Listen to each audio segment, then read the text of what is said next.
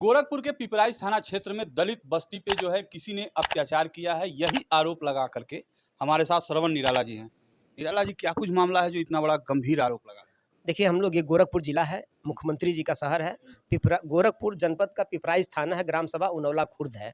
ग्राम सभा उनौला खुर्द की ये सैकड़ों दलित बस्ती के लोग आए हैं। पिछले 2 साल से लगातार उस दलित बस्ती पर दबंगों का कहर गिर रहा है और उस दलित बस्ती के अंदर घुस करके इनके ऊपर हमला किया गया, कई बार मारे भी यही गए, हाथ-पैर टूटे, सर फूटे, मारे भी गए यही। और इन्हीं के खिलाफ पिपराइच थाने में एफआईआर दर्ज कराया गया और 15 दलित समाज के 15 लोगों को, 15 पुरुषों को 11 महीना इसी गोरखपुर के अंदर जेल में रहना पड़ा। जब वो पुरुष 15 लोग जेल में रहे, बाकी लोग डर के मारे, पुलिस के कहर के डर के मारे जब गांव छोड़ करके भाग गए, तो पिपराइच थाने की पुलिस लगातार उस गांव में रात में दबिश देते हुए मोहल्ले के अंदर जो बस्तियों के अंदर महिलाएं थी उनके साथ अभद्रता कर रहे थे, उनको गालियां दे रहे थे, भद्दी-भद्दी गालियां दिया, कई लोगों के दरवाजे तोड़ दिए, तमाम बहन बेटियों के साथ छेड़छाड़ किए। ये अलग बात है कि उस समय तमाम ये घटना उन लोगों ने दबाया, उस समय भी इन्हीं के ऊपर अत्याचार हुआ और इनको जेल भेज दिया गया। कौन है दबंग? ये जो रमेश चौरसिया, पन्नीलाल चौरसिया, ग्राम सभा का वो प्रधान प्रतिनिधि भी हैं सब, और वो इतने दबंग हैं कि लगातार वो आज के डेट में धमकी दे रहे हैं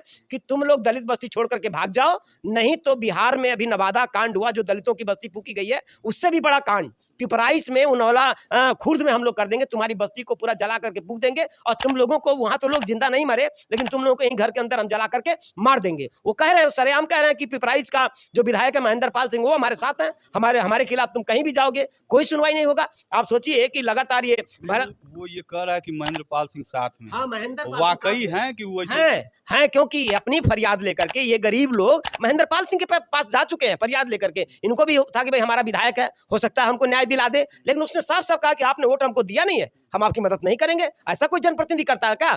ये अनैतिक लोग हैं, आज भाजपा के विधायक हैं जो दलितों के ऊपर इसलिए अत्याचार करवा रहे हैं कि उनको लगता है कि उनको वोट दलितों ने नहीं दिया है। ये बताइए, जो उनौला गांव है उसमें दलित परिवार कितने रहते हैं? लगभग सैकड़ों घर हैं, 50 घर हैं वहाँ पे, 50 घर। 50 पे उसका एकदम हमला बोल देते हैं, एक सैकड़ों का लेके गिरोह लेकर के हमला बोल देते हैं। चौरसिया लोग हमला बोल देते हैं और ये गरीब लोग हैं, मजदूर लोग हैं, ये झोपड़ी के घर हैं, इनके कमजोर लोग हैं, गरीब लोग हैं, इनके घरों पे हमला कर देते हैं और अफरा तफरी मच जाती है, लोग भागने लगते हैं। यही नहीं, गाँव में तो मारते ही हैं ये लोग, चौराहे पर नहीं जा सकते, चौराहे पे मार देते हैं। रिश्तेदारी में कहीं अगर भाग के जाते हैं तो रिश्तेदारी में खोज करके, भरत लड़का इसको रिश्तेदारी में जा करके गाँव में खोज करके रिश्तेदारी में मार दिया, इसका जबड़ा टूट गया, सर फट गया, तमाम मेडिकल रिपोर्ट हम लोगों के पास है। निराला जी, जो आप आरोप लगा रहे हैं बड़ा गंभीर है, मुख्यमंत्री का जिला है, थाना अराजकता का पूरा माहौल है, मुख्यमंत्री जी का जिला है, उनके नाक के नीचे थानेदार जो पिपराइच की पुलिस है दलित बस्ती पर कहर ढा रही है।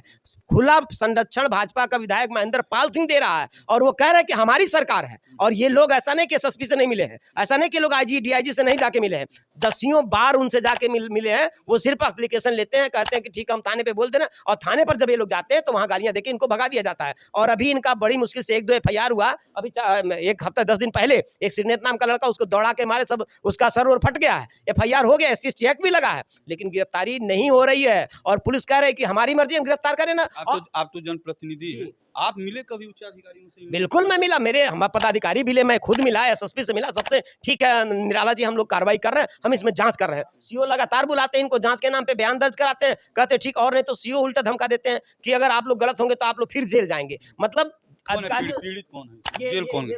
आपका क्या नाम है? भरत। आप जेल गए? जी। क्यों जेल गए? ये पुरानी रंजिश में झगड़ा हुआ था, वो सब मारे पीटे हम लोग को। फिर हम लोग को खिलाफ मुकदमा दर्ज करके हम लोग को जेल भेज दिए। आप ही को मारे? हाँ, आप ही के खिलाफ मुकदमा हुआ हमारे। हाँ, और आप ही जेल भेज? हम लोग को 15 लोग को जेल भेज दिया गया। क्या किस मामले में भेजे? कुछ नहीं, बस वो दबंग है, मारपीट का मामला था। नहीं, वो धाराएं क्या लगी? अरे 127, 323, 504, 506 इसमें जेल भेज दिया। 307 भी लगाए थे, वो भी सब सर फर्जी लगाए थे। 307 भी लगा था? जी जी। इसके पीछे कौन लोग हैं, कौन सपोर्ट? रमेश चौरसिया है, उसके सरगना है रमेश पन्नीलाल चौरसिया, उसका सरगना है रमेश चौरसिया, जो कि प्रधान प्रतिनिधि है इस समय। वो सब उसी के सरगना में सब कर रहे हैं। कहते हैं चमारो सालों तुम लोग को काम रहने नहीं देंगे, पारी पारा हर एक के बाद एक घटना सब कर रहे हैं, वो भी अपनी घटना है, एकदम प्राणघातक हत्या, दलित होने का खामियाजा। की खामियाजा।